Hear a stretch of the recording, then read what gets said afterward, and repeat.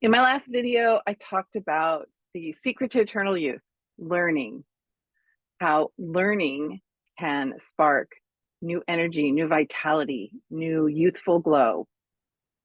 This time today, what I'd like to talk about is what is that attitude of learning? Most of us went to school in some sort of a system type program, and we never were taught how to learn. Nobody ever learned how to learn. So I did a little research. I wanted to know, what is the attitude? What is the being of learning? Because we all want that youthful glow. Yes, we all want that standard of life, that quality of life. So here's what I found out. These are the qualities that contribute to genuine learning. And what I'd like you to listen for is those things you already have inside of you that you may not have even realized you had, but then also maybe some of those that you weren't really aware. They weren't really on your radar that you might want to incorporate. Because this is what can really help learning anything. So, first and foremost, no surprise, curiosity, being curious. The second thing, the ability to focus. And boy, we could all share our stories and talk about how much more difficult it is to focus these days, all the distractions, so many things in our brains. Yes, having the ability focus, honing that ability focus, practicing that ability to focus on what you're focusing on. And that leads to this active engagement. You're not just standing off to the side, listening with half your mind, but really actively engaging in whatever the activity is or whatever the question is. Adaptability. Now, this was an interesting one that I found. Adaptability. How adaptable are you? This speaks to getting into that discomfort zone to come out on the other side. Yep. How adaptable are you? This is one of the reasons that stretching is part of learning, and that stretching actually keeps us young. Persistence. Yes, persistence. If at first you don't succeed, give it another go. Give it another go. Persistence. Keep working until you've mastered something enough or learned what you want to learn.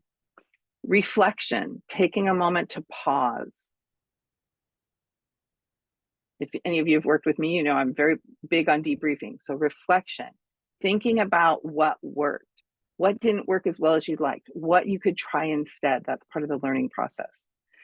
Interestingly enough, collaboration. Some people need a sounding board. They need to talk it through if they're verbal processors. Some people need to be in contact with other people that they can bounce ideas off of and learn from. Mentors. I'm going to be talking about mentors later. Curated support. I added the word curated because it needs to be something where you're selective about who is supporting you in the learning process, right? Not just anybody, but people that have a similar interest, similar goals, similar values, similar desire for your success as you're learning something. Intrinsic motivation. Intrinsic motivation. That's a funny word, intrinsic, but I think it points to your why, to my why. Why do I want this? Why do I want to learn this? When I have that intrinsic motivation, and for those of you who studied Daryl's work, you know he always talks about have a big enough why. That's going to really help you learn. You're going to be much more motivated to learn if it's something that comes from inside, something that's very personal for you.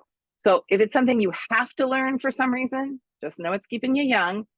Find a why that can work for you. And then the last one is clear goals. And I think that that's an important one in that learning a bigger arc of something is best broken down into little tiny pieces that we can kind of in bite-sized ways build on. It's like you don't just throw up a whole building at a time, you build it brick by brick.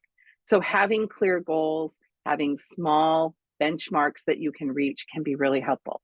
So that's my little talk today on what creates genuine learning. I want to encourage you to be a lifelong learner, to support other people in their learning, to encourage other people in their learning, and to notice that when you learn, you feel more alive. If you need help with that, reach out to me because I want to